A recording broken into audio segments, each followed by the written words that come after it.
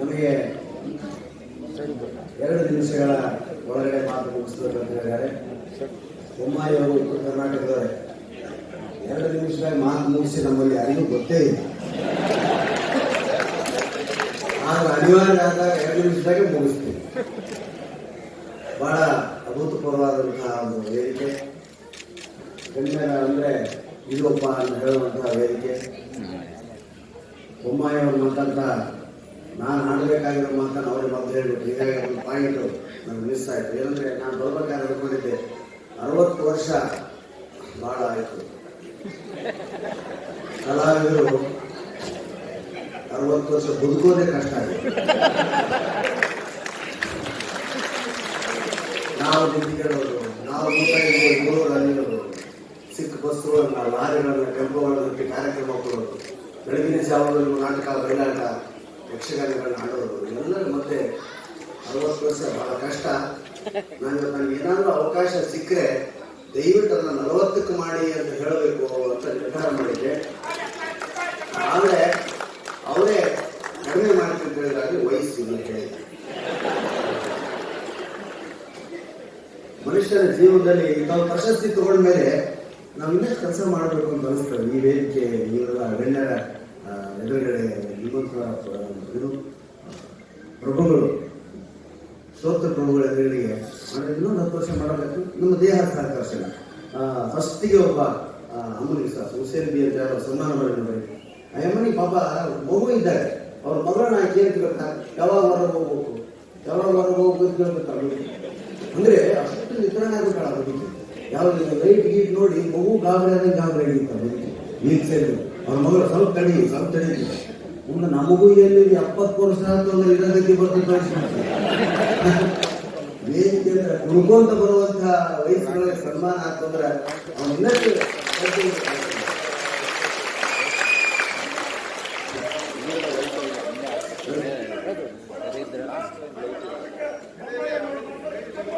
ನಾನು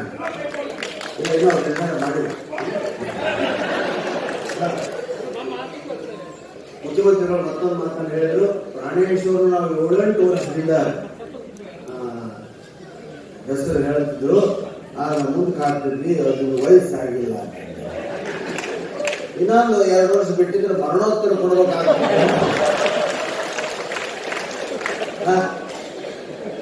ಆಮೇಲೆ ನನಗೆ 7-8 ವರ್ಷ ಬಿಟ್ಟಿದ್ರೆ ಸರ ಬೊಮ್ಮಾಯಿ ಸರ ಇನ್ನೊಂದು ವರ್ಷ ಆಗ್ಬಿಟ್ರೆ ಮುಂದೆ ವರ್ಷ 5 ಲಕ್ಷ ಮಾಡೋದು.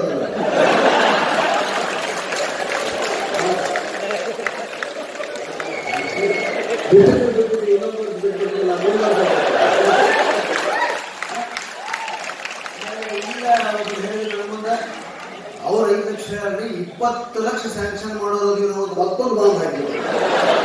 ನಾನು ಅದಕ್ಕೆ ಇಲ್ಲೇ ಮಕ್ಕೋಬೇಕಂತ ಮಾಡಿ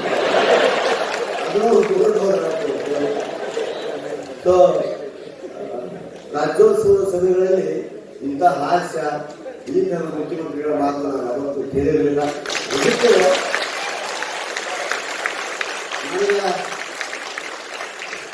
ನಿನ್ನೆ ಸಾಯಂಕಾಲ ಗೊತ್ತಾಗ್ತದೆ 4:00ಗೆ ನಾನೊಂದು ಪರಿಷತ್ತಿನ ಸಭೆಯಲ್ಲಿ ಭಾಗವಹಿಸಿದ್ದೆ. ಒಂದು ಸಮ್ಮೇಳನದಲ್ಲಿ ಫೋನ್ ಭಯಂಕರ ಬರಕತ್ತಿದ್ರು. ನನಗೆ ಆಗ ಹೋದ್ರೆ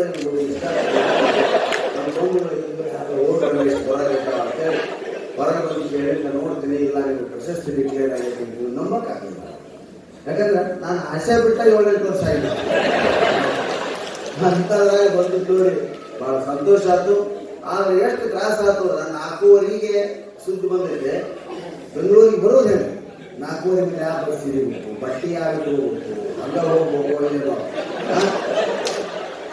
ಗಾಡಿ ತಗೊಂಡು ಬರ್ಬೇಕಾ ಅಂತ ಯೋಚನೆ ಮಾಡಿಲ್ಲ. ಹುಮ್ನಾಬಾದ್, ಗುಲ್ಬರ್ಗ ಅಲ್ಲಿ ಇರೋರ ಪರಿಸ್ಥಿತಿ ಏನಪ್ಪಾ ಅಂತ ಯೋಚನೆ ಮಾಡಿದೆ. ಆದರೂ ಬಂದಿರೋದ್ರಿಂದ ಈ ಪ್ರಶಸ್ತಿ ಎಷ್ಟು ಮಹತ್ವ ಐತೆ ಅನ್ನೋದನ್ನ ಅದಕ್ಕೆ ಮುಂಬರುಗಳಲ್ಲಿ ಇದು ಸ್ವಲ್ಪ ಬೇಗ ಹೇಳಿದ ಕಲಾವಿದರು ಸಿದ್ಧತೆಯನ್ನು ಮಾಡಿಕೊಂಡು ಬರ್ತಾರೆ. ಆಮೇಲೆ ಇನ್ನೊಂದು ಕಂಡೀಷನ್ ಏನೈತೆ, ಒಬ್ಬರ ಜೊತೆ ಒಬ್ಬರ, ಅದು ಬಹಳ ಜನರಿಗೆ ಸಮಸ್ಯೆ. ಪಾಪ ಒಂದು ಒಳಗ ಹೊರ ಕಂಪೌಂಡ್ ಹೊರಗೆ ನಿಂತಾರೆ. ಅಲ್ಲಿ ಪೊಲೀಸ್ ಅಧಿಕಾರಿಗಳು ಕೊಡುವರು, ಇಲ್ಲೇ ಒಳಗೆ ಬಿಡುವರು. ನಮ್ಮ ಕಡೆ ಮಂದಿ ಟ್ರ್ಯಾಕ್ಟರ್ ಬರ್ತಾರೆ. ಹೀಗಾಗಿ ಅದೊಂದು ಬಹಳ ಪ್ರಸಿದ್ಧ ಆಗೈತೆ. ಹಾಲು ಸಭಾ ಕೂಡ ದೊಡ್ಡದಾಗಿ ಸ್ಟೇಡಿಯಂ ಒಳಗೆ ಮಾಡುವಂತ ಇನ್ನೂ ಈ ಕಾರ್ಯಕ್ರಮ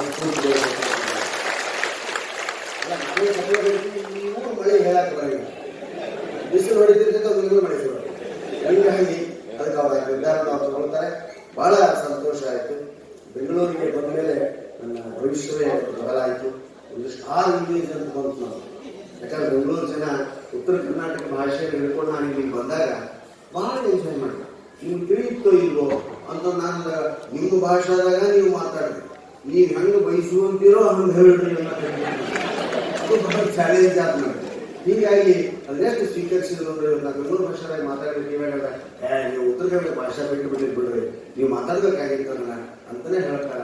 ಅಂತ ಒಂದು ಸಹೋದರರು ಕರ್ನಾಟಕದ ಉತ್ತರ ಕರ್ನಾಟಕದಲ್ಲಿ 2-2.5 ಸಾವಿರ ಕಾರ್ಯಕ್ರಮ ಕೊಟ್ಟ ಮೇಲೆ ನಾನು ಬೆಂಗಳೂರಿಗೆ ಬಂದೆ. ಇಲ್ಲಿ 1.5 ಹೀಗೆ 3,500 ಕಾರ್ಯಕ್ರಮಗಳ 30 ವರ್ಷದ ಪರಿಶ್ರಮ ಸರ್ಕಾರದ ಗಮನಕ್ಕೆ ಬಂತು. ಬಹಳ ಸಂತೋಷ ಆಯಿತು ಅಂತ ಹೇಳ್ತಾ ಇಲ್ಲಿ ಬಹಳಷ್ಟು ಒಂದು ನನ್ನ ಅದ್ರ ಜೊತೆಗೆ ಸೇರಿಸಬೇಕಾಗಿರ್ತಕ್ಕಂಥ ಮನೆ ಏನಂದ್ರೆ 60 ವರ್ಷ ಅಂದ್ರೆ ಪೆನ್ಷನ್ ಬರ್ತದೆ. ಹೌದಾ? ಎಂಪ್ಲಾಯೀಸ್ಗೆ, ಸ್ವಾತಂತ್ರ್ಯದವರಿಗೆ, ಎಲ್ಲರಿಗೂ. ಈಗ ಮತ್ತೆ ನಾವು ಅದಕ್ಕೊಂದು ಅರ್ಜಿ ಹಿಡ್ಕೊಂಡು DC ಆಫೀಸ್ ಒಳಗಡೆ ಆಡ್ಬೇಕ್ರಿ. ಅದಕ್ಕೆ ಈ ಪ್ರಶಸ್ತಿ ಕೊಡೋ ಸಮಯದಲ್ಲೇನೆ ಈ ಪ್ರಶಸ್ತಿ ತಗೊಂಡವರಿಗೆ ಆಟೋಮೆಟಿಕ್ ಆಗಿ ಪೆನ್ಷನ್ ಒಂದು ಸ್ಯಾಂಕ್ಷನ್ ಅದನ್ನು ಯೋಚನೆ ಮಾಡಿದ. ಈ ಏನು 1 ಲಕ್ಷ, 5 ಲಕ್ಷ, 20 ಲಕ್ಷ ಅಂತ ಕೊಟ್ಟಿದ್ವಿ, ಇದಕ್ಕಿಂತ ದೊಡ್ಡ ಸಂತೋಷ ಕಲಾವಿದರಿಗೆ ಆಗ್ತದೆ. ಅದಕ್ಕೆ ನಾವಂತೂ ಜೀವನದಾಗ ನೌಕರಿ ಮಾಡಿಲ್ಲ. ಕಲಾವಿದರು ಯಾರು ಸರ್ಕಾರಿ ನೌಕರಿ ಇಲ್ಲ, ಸರ್ಕಾರಿ ನೌಕರಿ ಕಲಾವಿದರಾಗಿವಿ. ಆ ಮಾತ್ರ ಯಾಕಂದ್ರೆ ನಮ್ಮಪ್ಪ ಮಾಸ್ತರ ಓದಿ ಏನಾದ್ರು ನೌಕರಿ ಹಿಡಿಯೋ ಒಂದು ಬೆಲ್ ಹತ್ತಿದ್ದ.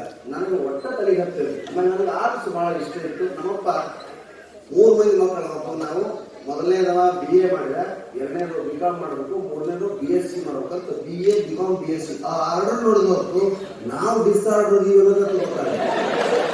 ಹೀಗಾಗಿ ನಮ್ಮ ಅಣ್ಣ BA ಮಾಡಿದ, ನಾನು ಅನಿವಾರ್ಯ BCom ಮಾಡಬಾರ. ಇನ್ನೂ ನನ್ನ ಪರಿಸ್ಥಿತಿ ಏನಂದ್ರೆ ನಾನು ಓದ್ ಹೆಂಗಿತ್ತಂದ್ರೆ ಎದರ ಮನೆಯಾಗ ಒಂದು ಶರ್ಟ್ ಹುಡುಗಿತ್ತು, ನಗಬಾರ್ದು ದುರಂತ ಇತ್ತು. ನನಗಿಂತ 1 ವರ್ಷ ದೊಡ್ಡ ಹುಡುಗಿ. ಆಕೆ 8ನೇ ಕ್ಲಾಸ್ ಓದಿ 9ಕ್ಕೆ ಬಂದು ಅಂದ್ರೆ 8ನೇ ಕ್ಲಾಸ್ ಪುಸ್ತಕ ನನಗೆ ಕೊಡಿ. ಅವ್ರ ಪುಸ್ತಕ ಚೇಂಜ್ ಆಗ್ತಿದ್ದಿಲ್ಲ, 5-6 ವರ್ಷ ಹೇಳ್ತಿದ್ದೆ. ಆಕೆ ಪುಸ್ತಕ ಕೊಡ್ತಾಳ ಬಾ ಅಂತ ಹೇಳಿ ಆಕೆ ಏನು ಓದ್ತಾಳ ಅದನ್ನ ನಾವು ಓದ್ಬೇಕಾಗ.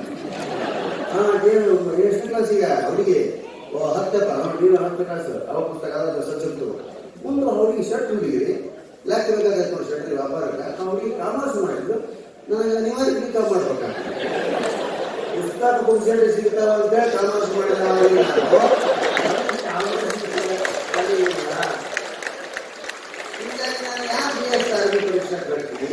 ಇವತ್ತಿಗೂ ನನಗೆ ಕಿವಿ ಹಾಕಿ ಭಾಗಿಸ್ತಾರ ಆಗಕ್ಕೆ ಬರೋದಿಲ್ಲ. ನನಗೆ ಸಂಭಾವನೆ ಕೊಟ್ಟರೆ ಕಾರ್ಯಕ್ರಮದಾಗ ಅದನ್ನು ಎಣಸೋ ನನ್ನ ಮಹಾಬಲಿನ. ನನಗೆ ಎಣಸಾಯಿಸಿ ಬರೋದು 2-3 ಹೆಚ್ಚು ಎಣಿಸಿರ್ತೀನಿ, ನಾನು ಕಮ್ಮಿ ಎಣಿಸಿರ್ತೀನಿ.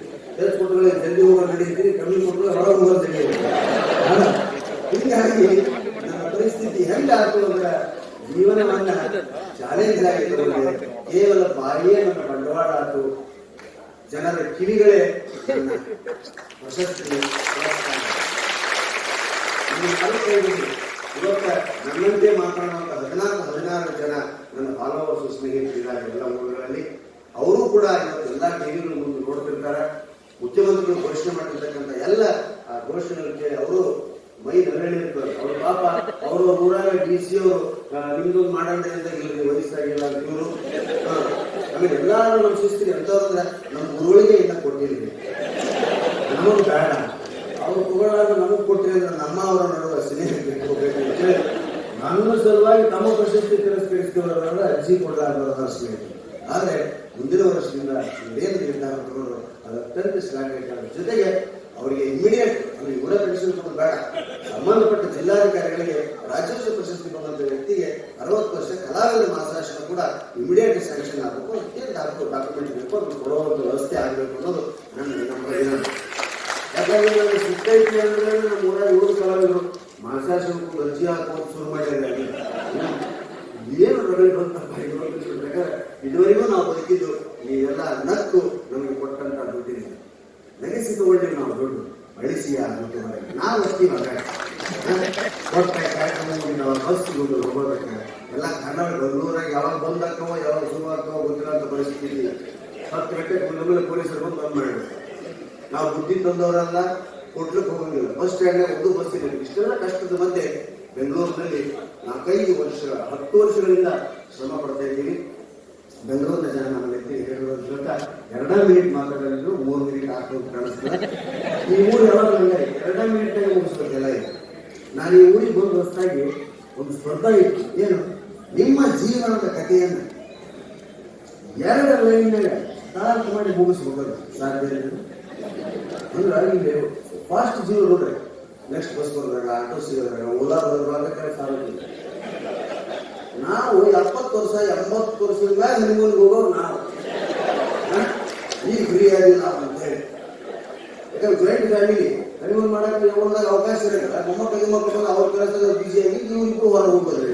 ಹಂಗಿರ್ಬೇಕು ಅಂತ ನೀವು ಇಡೀ ಜೀವನದ ಕಥೆಯನ್ನ 2 ಸಾಲಿನ ಬರೀಬೇಕು ಮತ್ತು ಮುಗಿಸ್ಬೇಕು. ಅವರು ಎಲ್ಲರ ಕೈ ಮುಂದೆ ಸಾಧ್ಯ ಇಲ್ಲ. ಇವರು ಕೇಳ್ತೀವಿ, 80 ಪುಟ ಆದ್ರೂ ಬರೀತೀನಿ, 100 ಪುಟ ಆದ್ರೂ ಬರೀತೀನಿ, ನಾನು 2 ಲೈನೇ ಬರೀತೀನಿ ಹೇಳ್ತೀನಿ. ಬರೀತೀರಾ? ಬರೀತೀನಿ, ಹೇಳ್ತೀನಿ. ಬೆಳೆ ಸೈಜ್ ಬೇಡ, ಬೆಳೆ ಬರೋದಿಲ್ಲ ಅಂತ ಹೇಳ್ತೀನಿ ಮತ್ತು ಮುಗಿಸ್ತೀನಿ. ಹೇಳಿ ನೋಡೋಣ ಅಂತ 2 ಲೈನಾಗೆ ಹೇಳ್ತೀನಿ. ಏನು, ನನ್ನ ಮದುವೆ ಆಯಿತು, ಇಲ್ಲಿಗೆ ನನ್ನ ಕತೆ ಮುಗಿಯಿತು.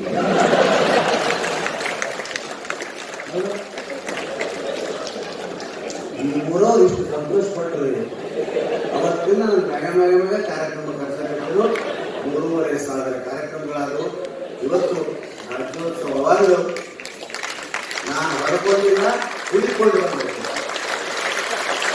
ಇದಕ್ಕೆ ಮುಂದಿನ ದಿನಗಳಲ್ಲೂ ಸಹಿತ ಈ ಪರಂಪರೆಯನ್ನು ಮುಂದುವರೆಸಿ ನನ್ನ ಮನೆಯ ಮೇಲ್ಗಡೆ ಕರ್ನಾಟಕದ ಮೂಲೆ ಮೂಲೆಯ ಜನ ಕೊಟ್ಟಂತ 3,500 ಮೊಮೆಂಟ್ಗಳ ಮ್ಯೂಸಿಯಂ ಮಾಡಿ ನಿಲ್ಲಿಸಿದ್ದೀನಿ. ಅನೇಕ ಜನ ಬಂಧುಗಳಿಗೆ ವಿಸಿಟ್ ಕೊಡಬೇಕು. ಒಂದು 5 ಪೈಸೆಯ ಜಾಕ್ಪೀಸ್ನಲ್ಲಿ ನಾನು ಇಡೀ ದೇಹವನ್ನ ಹೊಡೆದಿರ್ತಕ್ಕಂಥ ಒಂದು ಕಲೆಯನ್ನು ಹಿಡಿದು 18-20 ಸಾವಿರ ಲೋಹದ ಸ್ಮರಣಿಕೆಗಳವರೆಗೂ ಅದೊಂದು ಮ್ಯೂಸಿಯಂ ಮೊಮೆಂಟ್. ಆ ಮೊಮೆಂಟ್ಗಳನ್ನು ರಕ್ಷಣೆ ಮಾಡಿದ್ದೀನಿ. ಆ ಮೊಮೆಂಟ್ ರಕ್ಷಣೆಯಲ್ಲಿ ನಮ್ಮ ತಾಯಿ ಯಾವಾಗಾದ್ರೂ ಬಂದು ನೋಡ್ತಿರ್ತಾರೆ. ನಮ್ಮ ತಾಯಿ ಏನಂದ್ರೆ ಸರ್ಕಾರ ಏನಾದ್ರು ಕೊಟ್ಟು ಅದು ಖರೆ, ಮಂದಿ ಕೊಟ್ಟದ್ದಾಕಿ ಲೆಕ್ಕನೇ ಇದೆ. ಆಕೆ ಬಂದು ಸರ್ಕಾರ ಎಲ್ಲ ನೋಡಿ ಸರ್ಕಾರದ ಯಾವಾಗ ಕೊಟ್ಟಾದ್ರೆ ಅಂತ ಕೇಳ್ತಾರೆ. ಅಲ್ಲಿ ಒಂದೇ ಇಲ್ಲ, ಬರೇ ಜನರು ಕೊಟ್ಟರು. ಸರ್ಕಾರ ಕೊಟ್ಟರೆ ಸರ್ಕಾರ ಕೊಡುದಿಲ್ಲ. ನಾನು ಇರೋದು ಬೆಂಗಾಲ, ಸರ್ಕಾರ ಬರೋದಲ್ಲ. ಅವ್ರು ನನಗೇನು ಕೊಡ್ತಾರೆ ಉಳ್ಕೊಂಡು ಬಂದು ಅಂತ ಹಿಂಗೆ ಹೇಳ್ತಿದ್ದೆ. ನಮ್ಮ ತಂದೆ ಸ್ವಾತಂತ್ರ್ಯ ಸೆಂಟ್ರಲ್ ಗೌರ್ಮೆಂಟ್ ಪೆನ್ಷನ್ ಕೂಡ ನಮ್ಮ ತಾಯಿ ಬರ್ತಾರೆ. ಅವ್ರದ್ದೊಂದು ತಾಮ್ರದ್ದು ಇದು ನೋಡಿ ಮಕ್ಕಳದು ತಾಮ್ರದ್ದು ಪ್ರಶಸ್ತಿ ಪತ್ರ ಇದೆ. ಇದಕ್ಕೆ ತಿಂಗಳ 30,000 ಬರಕತ್ತಿದ್ದು ಈಗ ಅಂತ ಹೇಳ್ತೀನಿ. ಅಂದ್ರೆ ಸರ್ಕಾರದ ಬಂದ್ರೇನೆ ಆಕೆಗೆ ಅಂತ ಅನೇಕ ಹಿರಿಯ ಕಲಾವಿದರು ಹಿರಿಯ ಅಂತೆಲ್ಲ ನಮ್ಮ ಕೂತಿದ್ದಾರೆ. ನಮ್ಮ ಊರಾಗ ಸರ್ಕಾರ ಏನು ಕೊಡ್ತು ಅಂತಾನೆ ಕೇಳ್ತಾರೆ. ಯಾಕಂದ್ರೆ ಅದ್ರ ಕರ್ತವ್ಯ, ಕಲಾವಿದರು ಗೊತ್ತೋದು ಸರ್ಕಾರದ ಕರ್ತವ್ಯ ಅನ್ನೋದು ಹಳೆಯ ಮಂದಿಗೆ ಭಾಳ ಅಂತ ಒಂದು ಗುರುತಿಸುವಿಕೆಯನ್ನ ಇದನ್ನು ಪೂರೈಸಿದ್ರು. ನಮ್ಮ ಅಲ್ಲಿನ ಸದ್ಯ ಮುಂದೆ ಹೋಗಿಲ್ಲ. ನಮ್ಮ ತಾಯಿನ ಜೀವಂತ ನಾವೇನು ತೋರಿಸ್ತೇವೆ. ಕಡೆಗೂ ಸರ್ಕಾರ ಬಂದವ ಈ ನಿಶ್ಚಿತ ಇರಬಹುದು ಅಥವಾ ಇಂತಹ ಒಂದು ಪ್ರಶಸ್ತಿಯನ್ನ ಇವತ್ತು ನನ್ನ ಮೇಲೆ ವಹಿಸಿ ಜವಾಬ್ದಾರಿ ಹೆಚ್ಚು ಮಾಡಿರ್ತಕ್ಕಂಥ ಎಲ್ಲ ಗಣ್ಯರು, ವಿಶೇಷವಾಗಿ ಬಸವರಾಜ ಬೊಮ್ಮಾಯಿಯವರು ಕೃತಜ್ಞತೆ ಸಲ್ಲಿಸೋದ್ರ ಮೂಲಕ ನನ್ನ 2 ನಿಮಿಷ ಭಾಷಣ ಉದ್ದಾತು ಕ್ಷಮಿಸಿರಿ. ಜೀವನದೊಳಗೆ ಅತ್ಯಂತ ಕಡಿಮೆ ಮಾತಾಡಿದ ಇವತ್ತು ವಾಕ್ಯಗಳಲ್ಲಿ ನಿಲ್ಲಿಸಬೇಕು ಅಂತ ಹೇಳಿದರೆ ನಾನು ಅದಕ್ಕೆ ಔಪಚಾರಿಕವಾಗಿ ಏನು ಹೇಳಿಲ್ಲ. ನೋಡಿ, ಪ್ರಾತಿನಿಧ್ಯ ಅನ್ನೋದಿದೆ, ಎಲ್ಲರ ಪರವಾಗಿ ಹೇಳೋದು ನಮಗೆ ಗೌರವ ಅಂತ ತಿಳ್ಕೊಳ್ತೀನಿ. ಇದು ಸಾಂದರ್ಭಿಕ ಕೂಡ. ಯಾಕೆಂದರೆ ಈಗ ಸಭಾ ಸಮಿತಿಗಳು ಸದಸ್ಯರಿದ್ರು, ಅವರು ಕೆಲವೊಂದು ಆಯ್ಕೆ ಮಾಡ್ತಾರೆ. ಅವ್ರ ಕಣ್ಣಿಗೆ ಬಂದಿರ್ತಿರಲಿಲ್ಲ, ಅದೃಷ್ಟ ಆಗಿರ್ಬೋದು, ಶೋಧನೆಯ ಫಲಾನುಭವಿಗಳು. ಆದರೆ ಅವ್ರ ಕಣ್ಣಿಗೆ ಬೀಳಲಿಕ್ಕೆ ನಾವು ಮಾಡಿರೋ ಕೆಲಸಗಳು ಎಲ್ಲರಿಗೂ ಪ್ರಕಟ ಆಗಬೇಕಲ್ಲ. ಅದಾಗೋದಿಕ್ಕೆ ತುಂಬಾ ಜನ ಶ್ರಮ ಪಟ್ಟಿರ್ತಾರೆ. ಅಂದ್ರೆ ಈಗ ನನ್ನ ವೈಯಕ್ತಿಕ ಉದಾಹರಣೆ ಹೇಳೋದಾದ್ರೆ, ಒಂದು 60-70 ನಾಟಕಗಳನ್ನು ನಿರ್ದೇಶನ ಮಾಡಿದ್ರೆ, ಒಂದೊಂದು 20-30 ಜನ ಕೆಲಸ ಮಾಡಿದ್ರೆ, ನಾವು ಒಂದು ಪೋಸ್ಟರ್ ಮೇಲೆ ನಾಟಕಕಾರರು ನಿರ್ದೇಶಕರಿಗೆ ಹೆಸರಾಕೊಂಡಿರ್ತೀವಿ. ಅವ್ರು ಮಾಡಿದ ಕೆಲಸದ ಫಲ, ಅದರ ಶ್ರೇಯ ಎಲ್ಲ ನಮ್ಮ ವ್ಯಕ್ತಿಗೆ ಮಾದರಿಯಾಗಿ ಬಂದು ಸೇರ್ತೇವೆ. ಅದಕ್ಕೆ ಈ ಪ್ರಾತಿನಿಧ್ಯ ಅನ್ನೋದು ಜವಾಬ್ದಾರಿ ಇರ್ತಿರ್ತೀವಿ. ನಮ್ಮಲ್ಲಿ ನಾನು ಹಲವು ಪರವಾಗಿ ಹೇಳ್ತಾ ಇದ್ದೀನಿ ಅಂತ ನಾನು ತಿಳ್ಕೊಂಡು ಹೇಳ್ತಿದ್ದೀನಿ. ನಮಗೆ ಪ್ರಶಸ್ತಿ ಬಂದಿರ್ಬೋದು ವೈಯಕ್ತಿಕವಾಗಿ, ಆದರೆ ಇದು ಹಿಂದೆ ಕೆಲಸ ಮಾಡಿ ನಮಗೆ ಪ್ರಶಸ್ತಿ ಬರೋ ಥರ ಮಾಡಿದವರು ತುಂಬಾ ಜನ ಇದ್ದಾರೆ. ಅವರ ಪ್ರತಿನಿಧಿಗಳಾಗಿ ನಾವು ಇಲ್ಲಿ ಬಂದಿದ್ದೀವಿ. ನಾನು ಇನ್ನೊಂದು ಹೇಳ್ತೀನಿ, ಇವರು ಸಚಿವರು ಪೌರ ಕಾರ್ಮಿಕ ಉದಾಹರಣೆ ಕೊಟ್ಟಾಗ ನಮಗೆ ಬಂದಿದ್ದನ್ನ ನಮಗಿಂತ ಅದರಲ್ಲೂ ಬೇರೆಯವರು ಇದ್ದಾರೆ ಅಂತ ಹೇಳಿ ಕೊಡೋ ಥರದ್ದು ಮನೋಭಾವನೆ ಬರಬೇಕಂದ್ರೆ ಈ ಪ್ರಾತಿನಿಧ್ಯದ ಒಂದು ಪರಿಕಲ್ಪನೆ ನಾವು ಕೈಗೂಡಿಸ್ಕೋಬೇಕು ಅಂತ ತಿಳ್ಕೊಳ್ತೀವಿ. ಇಲ್ಲದೆ ನಮ್ಗೆ ಅದನ್ನ ಮಾಡೋದಕ್ಕಾಗೋದಿಲ್ಲ. ಅದನ್ನು ಬಹಳ ಒಳ್ಳೆಯ ಉದಾಹರಣೆ ಕೊಟ್ಟು ಅಂತ ನಾನು ತಿಳ್ಕೊಳ್ತೀನಿ. ಆ ಕಡೆ ಇನ್ನೊಂದು ಹೇಳ್ತೀನಿ ನೋಡಿ, ಬದಲಾದ ಕಾಲದಲ್ಲಿ ಹಿಂದಿನ ಈ ನಿಯಮಗಳನ್ನ ನಾವು ಇಟ್ಕೊಂಡು ಆಗೋದಿಲ್ಲ ಅನ್ನೋದನ್ನ ನಾವು ಒಪ್ಕೋಬೇಕಾಗುತ್ತೆ. ಈ ಒಂದು 50-60-70 ವರ್ಷದ ಹಿಂದೆ ನಿರ್ದೇಶಕನ ಪರಿಕಲ್ಪನೆ ರಂಗಭೂಮಿಗೆ ಇರಲಿಲ್ಲ. ನಾವು ಯಾವಾಗ ಹೇಳ್ತೀವಿ ರಂಗಭೂಮಿ ನಟನೆಗೆ ಸೇರಿದ್ದು. ಇದು ನಟರ ಮಾಧ್ಯಮ ಇದು ರಂಗಭೂಮಿ. ನಿರ್ದೇಶಕ ಅಂತ ಇರಲಿಲ್ಲ. ಆಮೇಲೆ ಪಾಶ್ಚಾತ್ಯ ರಂಗಭೂಮಿಯ ಅಥವಾ ಈಗ ಆಧುನಿಕ ರಂಗಭೂಮಿಯ ಒಂದು ಪರಿಕಲ್ಪನೆಗಳು ಬಂದು ನಿರ್ದೇಶಕನನ್ನು ಮೇಲೆ ಬಂದಿದ್ದು. ನಾಟಕದಲ್ಲಿ ಮುಖ್ಯ ಪಾತ್ರ ಮಾಡ್ತಾ ಇದ್ದವರೇ ನಾಟಕ ಕಂಪನಿ ಮಾಲೀಕರಾಗಿದ್ದಾರೆ ಅಲ್ವಾ. ನಾವು ಹೆಸರಲ್ಲಿ ಕಳೆದು ನಟರನ್ನು ಗುರುತಿಸಿ ನಾಟಕದ ಕಂಪನಿ ಹೆಸರಾಗಿದ್ದೇವೆ. ಅದಕ್ಕೆ ಮಾನ್ಯ ಮುಖ್ಯಮಂತ್ರಿಗಳು ಹೇಳಿದಂಗೆ ಹೊಸ ರೀತಿಯಲ್ಲಿ ಎಲ್ಲವನ್ನು ನೋಡೋದನ್ನ ನಾವು ಸದಾ ಮಾಡ್ತಿರ್ಬೇಕು ಅನ್ನೋದನ್ನ ನಾನು ಒಪ್ಕೊಳ್ತೀನಿ. ಇಷ್ಟು ಹೇಳಿ ನಾನು ಮಾತನಾಡ್ತೀನಿ. ಸಹ ಪುರಸ್ಕೃತ ಮಾತಿನ ಮುಂದೆ ಬಂಧುಗಳೇ, ನಮ್ಮ ಪರಂಪರೆಯ ಭಾರತದ ಧರ್ಮದ ಎಲ್ಲದರ ಹಿಂದಿನ ಮೌಲ್ಯ ಸತ್ಯ. ಸತ್ಯಮೇವ ಧರಾಮ್ಯವೆಂಬುವಂಥದ್ದು ನಮ್ಮ ಆರ್ಷ ನುಡಿ. ಸತ್ಯಕ್ಕೆ ಯಾವಾಗಲೂ ಕೂಡ ಗೆಲುವು ಸಿಗಬೇಕು. ನಮ್ಮ ಪ್ರಯಾಣ ಕತ್ತಲಿನಿಂದ ಬೆಳಗಿನೆಡೆಗೆ ಸಾಗಬೇಕು, ಅಸತ್ಯದಿಂದ ಸತ್ಯದೆಡೆಗೆ ಸಾಗಬೇಕು ಹಾಗೆ ಅಂತ ಇದು ನಮ್ಮ ಧ್ಯೇಯವಾಕ್ಯ. ಇದು ನಮ್ಮ ಪರಂಪರೆ ಹೇಳಿರುವಂಥದ್ದು. ಯಾಕೆ ಮಾತನ್ನು ಹೇಳ್ತಾ ಇದ್ದೀನಿ ಬಂಧುಗಳೇ, ಕೆಲವು ವರ್ಷಗಳ ಹಿಂದೆ ವಾತಾವರಣ ಬದಲಾಗಿತ್ತು. ತಾಯಿ ಚಾಮುಂಡೇಶ್ವರಿಗೆ ನಮಸ್ಕಾರ ಮಾಡೋದಕ್ಕೆ ಇಷ್ಟ ಇಲ್ಲದೆ ಇದ್ದವರು ದಸರಾ ಉದ್ಘಾಟನೆ ಮಾಡೋ ಸ್ಥಿತಿ ಇತ್ತು. ಕನ್ನಡವನ್ನ ಒಂದು ತಾಯಿ ತನ್ನ ಭಾವನೆ ನೆನ್ನೆ ಮೊನ್ನೆದಲ್ಲ, ಅದು ಅನೇಕ ಸಾವಿರ ವರ್ಷಗಳಿತ್ತು. ಕನ್ನಡ ಒಂದು ಸಾಧನ, ಒಂದು ಟೂಲ್ ಅನ್ನೋ ಒಂದು ವಾತಾವರಣ ನಿರ್ಮಾಣವಾಗಿತ್ತು. ಈಗ ಬದಲಾವಣೆ ಆಗಿದೆ. ಅದಕ್ಕೆ ಹೇಳಿದ್ದು ಅಸತ್ಯದಿಂದ ಸತ್ಯದೆಡೆಗೆ ನಮ್ಮ ಪ್ರಯಾಣ ಸಾಗ್ತಾ ಇದೆ ಅಂತ. ಈ ಎಲ್ಲ ಸಾಧಕರು ಏನಿದ್ದಾರೆ ಎಲ್ಲರೂ ಕೂಡ ಅವರ ಸಾಧನೆಯಿಂದ ಗುರುತಿಸಲಾಗಿದೆ. PB ಕೃಷ್ಣಭಟ್ರು ಅವರ ಸೇವೆಯನ್ನು ಪ್ರಾರಂಭ ಮಾಡಿದಾಗ ಅವರ ಕಣ್ಣಿದರೆ ಯಾವ ಪ್ರಶಸ್ತಿ ಇರಲಿಲ್ಲ. ನವೀನ್ ನಾಗಪ್ಪ ಹೋರಾಟ ಮಾಡಬೇಕಾದ್ರೆ ಯಾವ ಪ್ರಶಸ್ತಿಯನ್ನು ಕೂಡ ಕಣ್ಣಿಗೆ ಇಟ್ಟಿರಲಿಲ್ಲ. ಹಾಗಾಗಿ ಈ ಒಂದು ಪ್ರಶಸ್ತಿಯ ರಾಜ್ಯೋತ್ಸವ ಪ್ರಶಸ್ತಿಯ ಮೌಲ್ಯ ಹೆಚ್ಚಾಗಿದೆ. ಇದನ್ನ ನಾವು ಈಗ ಗಮನಿಸಬಹುದೇ.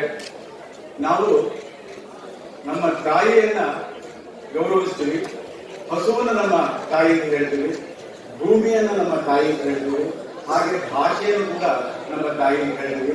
ಕನ್ನಡ ಭುವನೇಶ್ವರಿ ಅಂತ ಹೇಳ್ತೀವಿ. ಕನ್ನಡ ಅನ್ನುವಂಥದ್ದು ಕೇವಲ ಭಾಷೆ ಅಲ್ಲ, ಅದು ನಮ್ಮ ಪ್ರಾಣ, ಅದು ನಮ್ಮ ಮುಗಿದು.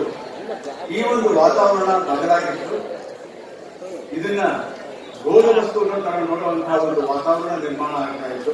ಅದು ಬದಲಾವಣೆ ಆಗಿದೆ. ಎಲ್ಲ ಬದಲಾವಣೆಯ ಒಂದು ಪರಿಸರ ನಿರ್ಮಾಣ ಆಗಿದೆ. ಈ ಕಾರಣಕ್ಕೋಸ್ಕರವಾಗಿ ಎಲ್ಲ ಕನ್ನಡಿಗರಿಗೆ, ಸರ್ಕಾರಕ್ಕೆ ಮತ್ತು ಆಯೋಜಕರಿಗೆ ನನ್ನ